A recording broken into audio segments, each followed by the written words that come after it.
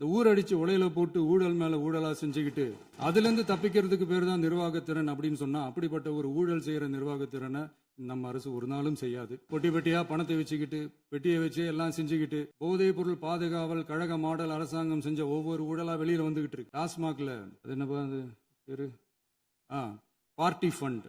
Party fund கட்சி நிதி அப்படின்ற பேர்ல அடிச்ச கொள்ளையெல்லாம் ஒண்ணா இப்போ கவர்மெண்டோட கஜானாவுக்குள்ள கொண்டு சேர்த்துக்கிட்டே இருக்கிறோம். நேற்று நான் பேசும்போது சில அமைச்சர்கள் குறுக்கிட்டு பேசினாங்க, அதற்கு நீங்க அனுமதி கொடுத்தீங்க. அதே மாதிரி இன்னைக்கு முதலமைச்சர் பேசும்போது சில வார்த்தைகள், தவறான வார்த்தைகள் பேசுறாரு. அவர் பார்ட்டி ஃபண்ட் அப்படின்னு சொல்லியிருக்கிறாரு. அவர் அமைச்சர் அந்த பார்ட்டி ஃபண்ட் எந்த பார்ட்டின்னு கூட சொல்ல தைரியம் இருந்தா சொல்லுங்க, நாங்க அதெல்லாம் ஃபேஸ் பண்ண தயாரா இருக்கோம். எதையும் ஆதாரத்தோடு எதையும் பேசுங்க. நீங்க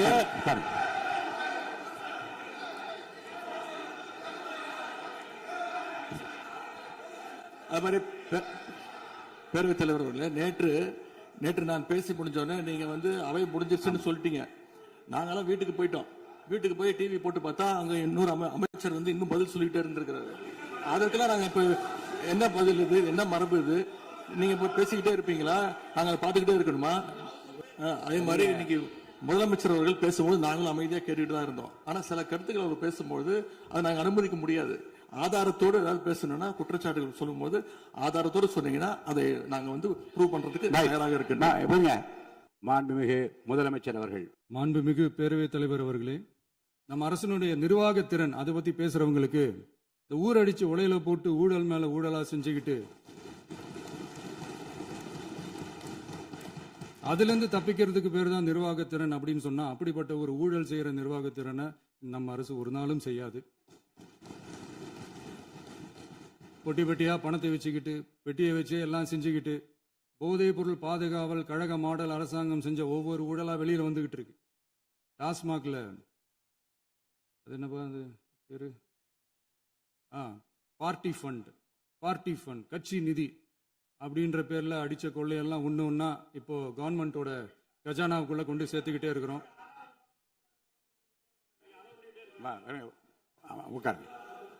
மாண்புமிகு முதல்வர்கள் பதில் உரைக்கு பிறகு முதல்வர் பதிலுக்கு பிறகு நேரம் தரேன். அப்ப அவங்க பேசட்டும். அவங்கள பேச அனுமதி. உட்காருங்க.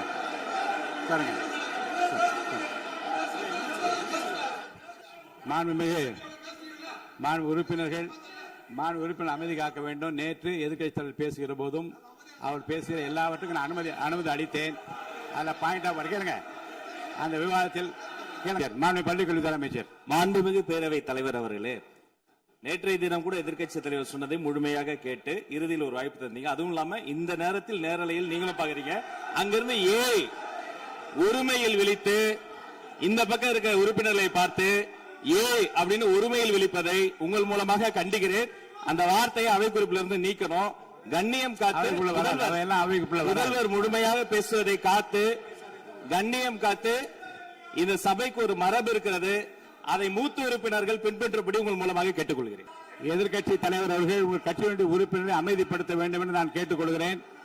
உங்களுக்கு வாய்ப்பு தரவில்லை என்றால் அவர் எழுந்து நிற்பதில் நியாயம் இருக்கிறது. வாய்ப்பு தரப்போகிறேன். முதலமைச்சர் அவர்கள் பேசி முடித்தவுடன் உங்களுக்கு வாய்ப்பு தரப்படும். அது வரைக்கும் உங்களுடைய உறுப்பினரை அமைதி காக்க நீங்கள் தான் பார்த்துக் கொள்ள வேண்டும். அவை முன்னவர். மாண்புமிகு பேரவைத் தலைவர் அவர்களே, அவர் அப்போது சொன்னது வேறு, இப்போது நடந்து கொள்கிற முறைகள் வேறாக இருக்கிறது. அன்றைக்கு அவர் சொல்லுகிற போது அமைச்சர் அத்தனை பேரும் பேசி முடித்ததற்கு பிறகு உங்களுடைய கருத்துக்கள் ஏதாவது மறுபடியும் தெரிவிக்கலாம். இப்போது பின்பற்றினால் நன்றாக இருக்கும். நீங்கள் அதற்காகத்தான் சொன்னீர்கள். முதலமைச்சர் பேசியதற்கு பிறகு எதிர்க்கட்சி தலைவர் அவர்கள் பேசுவதற்கு வாய்ப்பளிக்கிறோம் என்று சொல்லியிருக்கிறார்கள். ஆகவே அந்த வாய்ப்பை நீங்கள் இல்ல அது பதில் சொல்லணும்னு கேட்டிருக்காங்க. பதில் சொல்லணும் சொல்லியிருக்காங்க. பதில் சொல்லினா தங்க பிரச்சனை இல்ல. அப்படி இல்ல. ஆகவே இல்ல நேற்றைய தினம் நீங்கள் அப்படி பேசிக்கொண்டது ஆறாவது இல்ல. நேற்றைய தினம் உங்கள் பேசுகிற போது ஆறாவது குறுக்கிட்டார்களா? நீங்கள் பேசுகிற போது யாருமே குறுக்கிடவில்லை. நீங்க எவ்வளவு பேசினீர்கள், எவ்வளவு வார்த்தைகள் பேசினீர்கள் என்பதெல்லாம் எங்களுக்கு தெரியும். யாருமே அதில் குறுக்கிடவில்லை. இது முதலமைச்சர், எங்கள் முதலமைச்சர் எதிர்க்கட்சி தலைவர் பேசுகிறவர் யாரும் குறுக்கிட வேண்டாம் என்று சொன்னார்கள். அதை நாங்கள் பின்பற்றினோம். ஆனால் இன்றைக்கு நீங்கள் பின்பற்றவில்லை என்றால் வேதனையாக இருக்கிறார். முன்னவர் நேற்று எதிர்க்கட்சி தலைவர் பேசுகிற போது அடுக்கடுக்காக குற்றச்சாட்டுல வைத்தார். சொல்லுங்க. இப்போ அதற்குரிய சொல்லுங்க. மாண்புமிகு பொதுப்பணித்துறை அமைச்சர் கூட காலையில் அலுவலகத்தை சந்தித்து அவர்கள் சாட்டிய குற்றச்சாட்டுகளுக்கெல்லாம் ஆதாரங்களை எல்லாம் நான் கொண்டு வந்திருக்கிறேன் என்று சொன்னேன். நான் நேற்று அந்த விஷயம் நேற்றோடு முடிந்து விட்டது. ஆதாரங்களை கொடுங்கள். தக்க நேரத்தில் இதை பற்றி சொல்ல வேண்டி நேர்ந்தால் நான் இதெல்லாம் ஆய்வு செய்து உரிய நேரத்தில் அவை குறிப்பிட்டு ஏற்றுவதற்கு முன்பாக அவரிடம் காட்டி அதற்கு பிறகு அதை பற்றி முடிவெடுக்கும் என்று நான் சொன்னேன். இப்போதும் சொல்லுகிறேன், மாண்பு முதலமைச்சர் அவர்கள் பேசிக் கொண்டிருக்கிறார். பேசி முடிக்கட்டும். எதிர்க்கட்சி தலைவருக்கு உறுதியாக நான் வாய்ப்பு தருவேன். அவர் கேள்விகளை முன்வைக்கலாம், விளக்கங்களை பெறலாம். இப்போதைக்கு பேரவைத் தலைவர் என்ற முறையில் என்னுடைய முடிவு இதுதான். அவையில் இருக்கக்கூடிய உறுப்பினர்கள் அமரும்படி நான் கேட்டுக்கொள்கிறேன். நான் முதலமைச்சர் அவர்கள் பேச வேண்டிய போ அவை முன்னவர் முடிக்கிட்டாங்க. பேரவைத் தலைவர் அவர்களே, நேற்றைய தினம் நீங்கள் முழுமையாக பேசினீர்கள். உங்கள் பேச்சுக்கள் எப்படி இருந்தது என்பதும் நாடறியும். இருந்தாலும் கூட நாங்கள் அமைதியாக இருந்தோம். இல்ல நீங்க இருங்க. ஒவ்வொரு வார்த்தைக்கு இருங்க. நீங்க மின்வெட்டையில நீங்க சொன்னீங்க. உங்களுடைய முன்னாள் அமைச்சர் ஆற்காடு வீராசாமி இருக்கிற போது மின்வெட்டால் தான் நாங்கள் ஆட்சியே மாறியது என்றெல்லாம் சொன்ன கதையெல்லாம் இருக்கு. அதெல்லாம் சொன்னோம்னாங்க. நாங்களே அமைதியா இருந்தோம். அதுக்காக நீங்க தயவு செய்து எதிர்க்கட்சி தலைவருக்கு வாய்ப்பளிக்கிறார்கள். அந்த வாய்ப்பை நீங்கள் அவர் முதலமைச்சர் பேசுவதற்கு பிறகு பேசினால் அழகாக இருக்கும். அவை முன்னர் பள்ளிக் கல்வித்துறை அமைச்சர் மாண்புமிகு பேரவை தலைவர் அவர்களே, அவர் ஒரே ஒரு வார்த்தையை தான் சொன்னார். பார்ட்டி ஃபண்ட் என்ற வார்த்தையை கேட்டு எதிர்க்கட்சி நண்பர்கள் கோபப்படுகிறார்கள். ஆனால் அதன் மீது உங்களுக்கு பாயிண்ட் ஆஃப் ஆர்டர் தருவதாகவும் நீங்கள் சட்டப்பேரவை தலைவர் சொல்கிறீர்கள். நேற்றைய தினம் இதே போல வெற்றி தலைவர் அவர்களினுடைய வழிகாட்டில் வளர்ந்த நாங்கள் சகிப்புத்தன்மையோடு அவர்கள் பல வார்த்தைகள் சொன்னார்கள். புதிதாக சோஃபா மாடல் என்றார்கள், குதிரை பேரம் என்றார்கள், எத்தனையோ வார்த்தைகள் சொன்ன போது சகிப்புத்தன்மையோடு அதை கேட்டு பொறுமையாக இருந்தோம். இவர்கள் குதிரை பேரம் எல்லாம் அவைக்குள் நீக்கப்பட்டு விட்டது. சரி, சோஃபா மாடல் என்று சொன்னார்கள். ஆதாரம் கேட்டு இப்படி எழுந்து நாங்கள் கொந்தளிக்காமல் ஒரு சட்டமன்றத்தில் ஒரு உறுப்பினர் எப்படி நடந்து கொள்ள வேண்டும் என்பதற்கு எடுத்துக்காட்டாக தமிழக வெற்றி கழகத்தின் உறுப்பினர்கள் நடந்து கொண்டார்கள். இப்போது மதிப்பிற்குரிய எதிர்க்கட்சி தலைவர் அவர்களே, உங்களூடாக நான் கேட்பது என்னவென்றால், அவர்களினுடைய கட்சி உறுப்பினர்களை அவர் அமைதிப்படுத்தி முதல்வர் அவர்கள் உரையை முழுமையாக கேட்டு சகிப்புத்தன்மைக்கு சட்டமன்றத்தில் இந்த பக்கம் மட்டுமல்ல அந்த பக்கமும் எடுத்துக்காட்டாக இருப்பதற்கு அவர் வழிவகை செய்ய வேண்டும் என்று உங்கள் மூலமாக கேட்டுக்கொள்கிறேன். பொதுப்பணித்துறை அமைச்சர்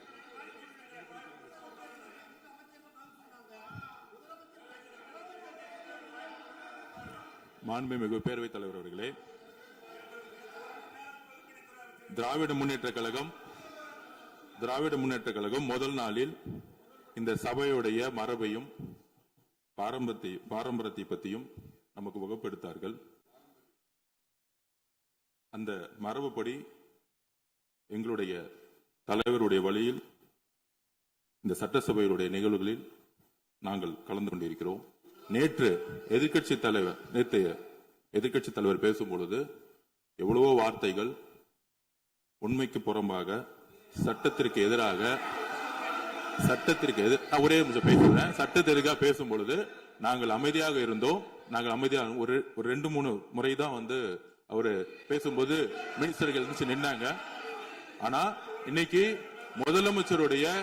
மாண்புமிகு முதலமைச்சருடைய முதல் உரை, கடந்த 4 நாட்களாக திராவிட முன்னேற்ற கழகம் முதலமைச்சர் ஏன் பேசலன்னு சொல்லிட்டே இருந்தாங்க. இன்னைக்கு பேச ஆரம்பிச்ச உடனே அவர் சொன்ன வார்த்தை பார்ட்டி ஃபண்ட் சொன்னார். எந்த பார்ட்டின்னு சொல்ல. ஆனா அந்த வார்த்தைகள் சொல்லி முடிஞ்ச உடனே எதற்காக முதலமைச்சருடைய பேச்ச இவங்க குறுக்கிறாங்கன்னு தெரியல. நீங்கள் சொன்னதுபடி முதலமைச்சர் பேச வேண்டும். பேசிய பின்பு கருத்துகளுக்கு பதிலளிக்க அவர்கள் பதிலளிக்கும், நாங்களும் பதிலளிக்க தயாராக இருக்கிறது பதிவு பண்றோம். மாண்பு முதலமைச்சர் அவர்கள்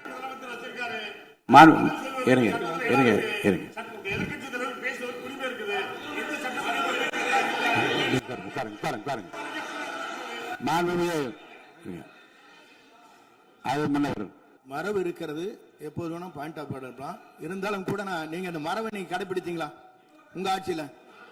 நீங்க வேண்டாம், நான் வேண்டாம். அவை முன்னவர் முன்பு எப்படி நடந்தால் என்பதை பற்றியோ முன்பு நடந்த நிகழ்வுகள் பற்றியோ நீங்கள் சொல்லி மீண்டும் மீண்டும் இந்த அவையினுடைய மாண்பை குறைக்க வேண்டாம் என்று நான் கேட்டுக்கொள்வது வேண்டாம். இப்போது உள்ள பிரச்சனை மாண்பு முதலமைச்சர் அவர்கள் தன்னுடைய பேச்சை உறுதி செய்து முடிக்க வேண்டும். அவர் முடித்த பிறகு எதிர்க்கட்சி தலைவருக்கு நான் நிச்சயமாக வாய்ப்பு தருவேன். அவர் கேள்வி கணைகளை தொடுக்கலாம், சந்தேகங்களை கேட்கலாம், விளக்கம் தருவதற்கு மாண்பு முதலமைச்சர் அவர்கள் தயாராக இருக்கின்றார். அமைதியாக என்னை அமரும்படி நான் கேட்டுக்கொள்கிறேன். மைக் கொடுங்க. மாண்புமிகு எதிர்க்கட்சி தலைவர் பேரவைத் தலைவர்களே, நீங்க உட்காருங்க. நேற்று நான் பேசும்போது சில அமைச்சர்கள் குறுக்கிட்டு பேசினாங்க, அதற்கு நீங்க அனுமதி கொடுத்தீங்க.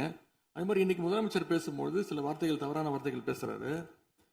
அவர் பார்ட்டி ஃபண்ட் அப்படின்னு சொல்லியிருக்கிறாரு. அவர் அமைச்சர் அவரு அந்த பார்ட்டி ஃபண்ட் எந்த பார்ட்டின்னு கூட சொல்ல தைரியம் இருந்தா சொல்லுங்க, நாங்க அதெல்லாம் ஃபேஸ் பண்ண தயாரா இருக்கோம். எதையும் ஆதாரத்தோடு எதையும் பேசுங்க. இங்க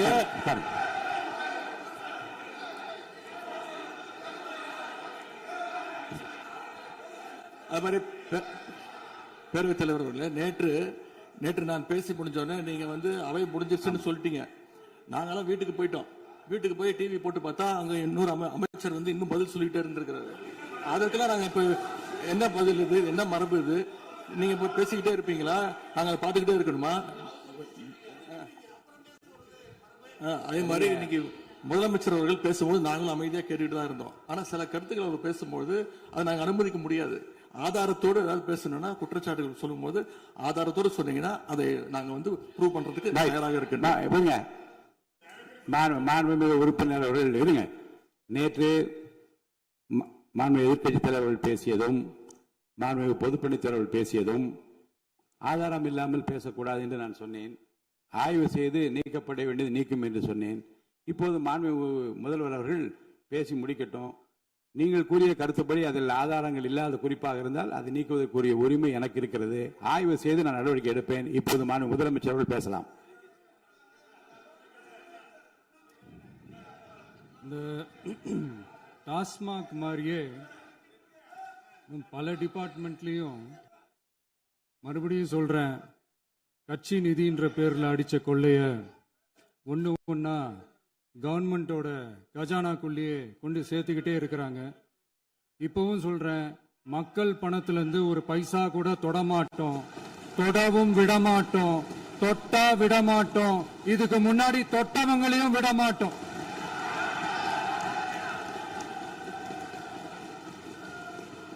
ஒவ்வொரு ஊழலா வெளியில வரும் போலே, ஒவ்வொரு வேஷமா கலைஞ்சிரும் போலே,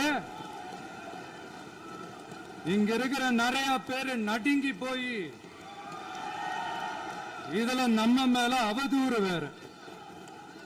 இப்ப புதுசா ஒரு வெப்பன் ஒண்ணு கொண்டு வந்திருக்காங்க. அது என்ன தெரியுமா? அவங்க தயவால தான் நம்ம ஆட்சி நடக்குதாம். மக்கள் தயவால இந்த ஆட்சி நடந்துகிட்டு இருக்கு.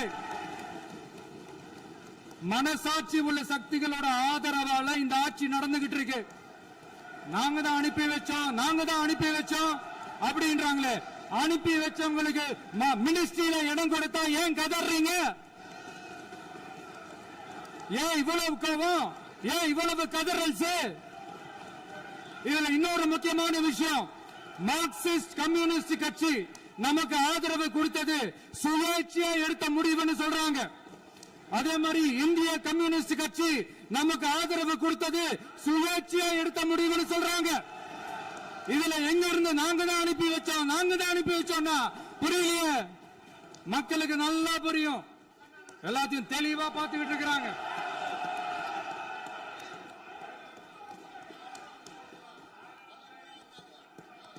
முதலமைச்சர் கண்டினியூ பண்ணலாம். முதலமைச்சர்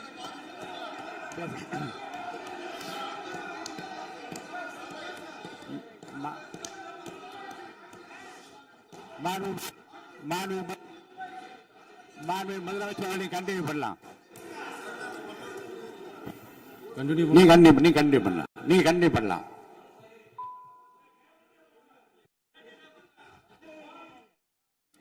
இந்த சமூக நீதி அரசுன்னு சொல்றவங்களை பார்த்து கேட்கிறேன், நம்ம பட்டியலின சகோதரர்களுக்கு எத்தனை அமைச்சர் பதவி கொடுத்தீங்கன்னு கொஞ்சம் சொல்ல முடியுமா? ஆனா நம்மளுடைய அரசுல 8 அமைச்சர் பதவிகள் யாருக்கு? நம்ம பட்டியலின சகோதரர்களுக்கு. எல்லாம் நம்ம அண்ணன், நம்ம தம்பி, நம்ம தங்கச்சிங்க. அண்ணல் அம்பேத்கர் அவர்களுடைய கிட்டத்தட்ட 100 ஆண்டு கால கனவு இப்ப நிறைவேறி இருக்கு. நான் ஏன் கொஞ்சம் சவுண்டா பேசுறேன் அப்படின்னா அவங்களுக்கு கேட்கணுன்றதுக்காக தப்பா எடுத்துக்காது. அதே மாதிரி பெண்களோட பாதுகாவலர் நாங்க தான் அப்படின்னு சொல்லிக்கிறவங்களை கேட்கிறேன், எத்தனை பெண்களுக்கு அமைச்சர் பதவியில இடம் கொடுத்தீங்க கொஞ்சம் சொல்ல முடியுமா?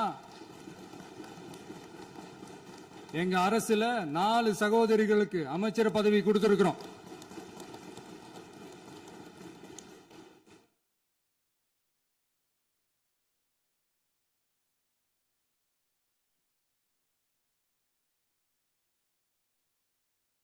அதனால மக்களால் நிராகரிக்கப்பட்டு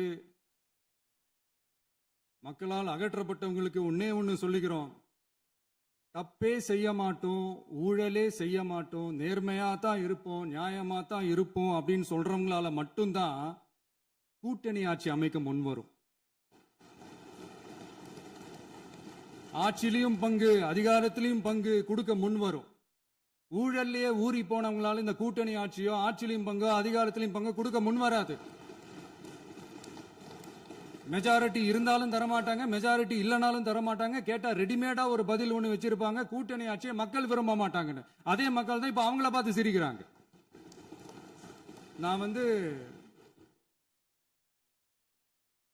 பதவி ஏத்த அன்னைக்கு கொஞ்சம் டைம் அவகாசம் கேட்டேன்.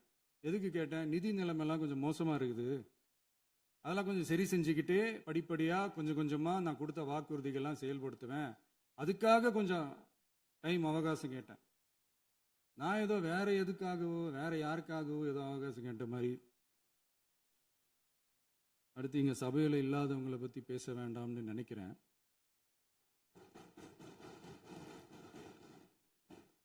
இங்க நம்மளை பத்தி அவதூறு பரப்புறதோட மட்டும் இல்லாம இப்ப நம்ம மக்கள் மேலேயும் அவதூறு பரப்ப ஆரம்பிச்சிட்டாங்க. மக்கள் நமக்கு ஓட்டு போட்டது தப்பான், குடும்பம் குடும்பமா நமக்கு ஆதரிச்சது தப்பான். இது இப்போ இல்ல, நான் சொல்றது எம்ஜிஆர் அவர்கள் காலத்திலிருந்தே. அப்பவே அவர் ஜெயிச்சப்போ அதே மக்களை தப்பு தப்பா பேசுறது. மக்கள் என்ன பண்ணிட்டாங்க, எம்ஜிஆர் என்ன பண்ணிட்டாரு, எம்ஜிஆர் என்ன இது பண்ணிட்டாரு. 50 வருஷமா ஒரே டெக்னிக்கா.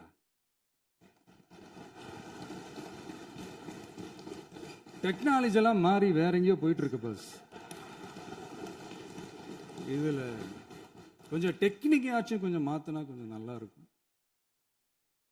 அதனால மக்களுக்கு யூஸ்ஃபுல்லா இருக்கிற மாதிரி இந்த ஆக்கப்பூர்வமான கருத்துக்களோ ஆக்கப்பூர்வமான யோசனைகளோ இருந்தா சொல்லுங்க, அதை நாங்க டெஃபரெண்டா எடுத்துக்கிறோம். ஆனா அதை விட்டுட்டு இந்த நக்கல் நையாண்டி சம்பந்தம் இல்லாத பேச்சு இதெல்லாம் பேசிட்டு அப்புறம் முதல்வர் பதில் சொல்லல, முதல்வருக்கு பதில் சொல்ல தெரியல அப்படின்னா அப்புறம் என்ன சோஃபா மாடல் ஆட்சியா?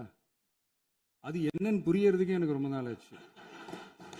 இந்த sofa set, table chair, teapoy, furniture பிசினஸ்லாம் வேற எங்க வெளியில போய் பண்ண சொல்லுங்க. அப்படி அந்த பிசினஸ் தான் பண்ணணும்னா நிறைய பிசினஸ் பண்ற மாதிரி வெளியில போய் பண்ண சொல்லுங்க, இங்க சட்டசபைக்குள்ள வேணாம். அதனால ஆக்கப்பூர்வமான கருத்துக்கள் இருந்தா சொல்லுங்க, டெஃபினட்டா அது சரியா இருந்தா நாங்க ஏத்துக்கிறோம். எனக்கு ஒரு குட்டி கதை ஒன்று ஞாபகம் வருது, சொல்லாமா? ஒரு ஊர்ல ஒரு பெரியவர் வெயில் ரொம்ப ஜாஸ்தியா இருக்குன்னு சொல்லிட்டு கண்ணுக்கு மேல கை வச்சுக்கிட்டு இப்படி சுத்தி முத்தி தேடிக்கிட்டு இருந்தாராம். அப்ப கூட இருந்த ஒரு சின்ன பையன் என்ன தேடுறீங்க அப்படின்னு கேட்டானா. அதுக்கு அந்த பெரியவர் சொன்னாரா, அது ஒண்ணு இல்ல தம்பி, உங்க அப்பா இங்கதான் இருப்பாருன்னு சொன்னாங்க, அதான் தேடிக்கிட்டு இருக்கேன், எங்க உங்க அப்பாவையா காணோம்?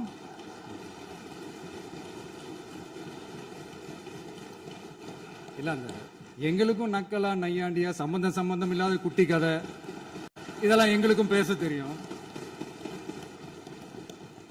அந்த கதையில பெரியவர் அப்படி சொன்னாராம், தப்பா எடுத்துக்காதீங்க. அந்த கதையில பெரியவர் அப்படி கேட்டாராம். அதனால யாரும் இங்க டென்ஷன் ஆக வேணாம். அதனால இன்னொரு இந்த என்னுடைய உரையை முடிக்கிறதுக்கு முன்னாடி போயிட்டாங்க, பேசலாமா? நிறைய உங்க கருத்துக்களை நீங்க முழுமையாக மன நிறைவோடு பேசலாம். டிவியில பார்ப்போம். சரி, அதான் 5 நிமிஷம் பேசுனதுக்கே கொலத்தூரி இந்த ஆட்டம் அடிச்சு பேசுனா அப்புறம் என்ன பண்றது? கடைசியா நான் இந்த உரையை முடிக்கிறதுக்கு முன்னாடி ஒரு முக்கியமான ஒரு விஷயம் பத்தி சொல்லணும். ஆளுநர் உரை அன்னைக்கு இந்த தமிழ் தாய் வாழ்த்துக்கு அப்புறம் தேசிய கீதம் பாடினது தப்பு, தேசிய கீதம் 2 முறை பாடினது தப்பு, அப்படி ஒரு நிகழ்வு இதுக்கு முன்னாடி இந்த சட்டசபையில நடந்ததே கிடையாது, அந்த மரபே மாத்திட்டீங்க, இப்படி ஒரு பெரிய ஒரு போர் மாதிரி எதிர்கட்சியை சார்ந்தவங்கலாம் சொன்னாங்க இல்லையா? அந்த மாநில உரிமை போராளிகளை, அந்த மரபு காக்கிற உரிமை போராளிகளை ஒரே ஒரு கேள்விதான் கேட்கணும். 2021 ஆகஸ்ட் 2 ஞாபகம் இருக்கா? Centenary celebration of Tamil Nadu legislature. அந்த ஃபங்க்ஷன்ல நம்ம முன்னாள் முதலமைச்சர் கருணாநிதி அவர்களோட கலைஞர் அவர்களுடைய கலைஞர் அவர்களுடைய புகைப்படத்தை மாண்புமிகு குடியரசுத் தலைவர் திறந்து வைக்கிற ஒரு ஃபங்க்ஷன். அந்த ஃபங்க்ஷன்ல national anthem followed by Tamil Thai Vazhthu அப்படின்னு அறிவிச்சது ஞாபகம் இருக்கா? அதாவது தேசிய கீதத்துக்கு அப்புறமா 2வது முறையா, நோட் திஸ் பாயிண்ட் மாண்புமிகு பேரவைத் தலைவர் அவர்களே, ப்ளீஸ் நோட் திஸ் பாயிண்ட். தேசிய கீதத்துக்கு அப்புறம் 2வது முறையாக தமிழ் தாய் வாழ்த்து பாடப்படும் அப்படின்னு சொன்னது ஞாபகம் இருக்கா? அதுவும் முத்தமிழ் அறிஞர் அப்படின்னு சொல்ற நம்ம கலைஞர் அவர்களுடைய அந்த புகைப்படம் வெளியிட்டு விழாவில் அவர் இருந்த இதே சபையில தமிழ 2வது இடத்துக்கு தள்ளினது யாருன்னு ஞாபகம் இருக்கா? அது மட்டும் இல்ல, அந்த தேசிய கீதத்தை நாட்டுப்பண் நேஷனல் ஆந்தம்னு சொல்லி அதே ஃபங்க்ஷன்ல கடைசியா ஃபங்க்ஷன் முடியும் போது செகண்ட் டைம் தேசிய கீதம் பாடினதும் ஞாபகம் இருக்கா? இதே அவையில் தான், அது அவை குறிப்பிலும் இருக்கிறது, இதே அவையில் தான் நடைபெற்றது. இந்த தக்க நேரத்தில் இந்த ஆதாரங்களை அளித்த மாண்பு முதல் அவர்களுக்கு நன்றியை தெரிவித்துக் கொள்கிறேன். டவுட் இருந்தா இந்த புக்கை பார்த்து தெரிஞ்சுக்கலாம். அதனால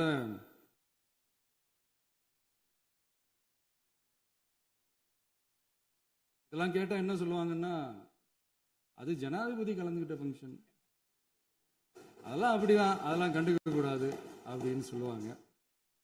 இதே மாதிரிதான் பேசுறது ஒண்ணு, செய்யறது ஒண்ணு, பேசுறது ஒண்ணு. இதெல்லாம் மக்கள் பார்த்துக்கிட்டு இருக்காங்க. எலெக்ஷனுக்கு முன்னாடி தான் அப்படி செஞ்சுக்கிட்டு இருந்தாங்க, இப்போ எலெக்ஷனுக்கு அப்புறம் அதே தான் செய்யறாங்க. இந்த விஜயையும் சாமானியர்களின் உண்மையான சமூக நீதி அரசையும் அவமானப்படுத்துறதுக்கு தான் அவங்களோட அந்த பொலிட்டிக்கல் சீனியாரிட்டி அது பயன்படுத்துது போல. சரி, செய்யட்டும், நல்லா செய்யட்டும். இப்போ ஆனாலும் நம்மளுடைய மாநில உரிமை, மொழி உரிமை, உத்தமபுத்திரர் போல வேஷம் போடுற எதிர்கட்சிக்கு ஒன்றை மட்டும் ஆணித்தரமாக சொல்றோம். உங்களை மாதிரி தமிழ்னு சொல்லிக்கிட்டு, மொழி, பண்பாடு, கலாச்சாரம்னு சொல்லிக்கிட்டு ரெட்டை வேஷம் போடுறவங்க நாங்க கிடையாது. உலகெங்கும் வாழும் என் தமிழ் சொந்தங்களுக்கு நம்முடைய உத்தரவாதம் தமிழ் தான் எங்க உயிர் நாடி அப்படின்றத மறக்க மாட்டோம். இப்பவும் சொல்றோம், மாநில உரிமையில எப்பவும் உறுதியா இருப்போம். அதே சமயத்துல அரசியல் வேற, ஒன்றிய மாநில அரசுகளுக்கு இடையே இருக்கிற நிர்வாக அணுகுமுறை வேற. இதுல நாங்க ரொம்ப தெளிவா இருக்கிறோம். அதனால எங்களுக்கு பாடம் எடுக்கிறதா நினைச்சுக்கிட்டு உங்க வேஷத்தை நீங்களே கொஞ்சம் கொஞ்சமா கலைச்சிக்கிட்டே வரீங்க, மறந்துடாதீங்க. அப்புறம் நேத்து எதிர்கட்சி தலைவர், மாண்புமிகு எதிர்கட்சி தலைவர் பேசும்போது நிறைய பேசினாங்க. அதுல ஒண்ணு மட்டும், அரசு சொல்றதா நினைச்சுக்கிட்டு நம்மளை இன்டைரக்டா ஈவில் அப்படின்ற அந்த வார்த்தையை யூஸ் பண்ணாங்க. எனக்கு ஒண்ணுதான் சொல்லணும்னு தோணுது. ஈவில்ஸ்னு டெவில்ஸ் பேசக்கூடாது.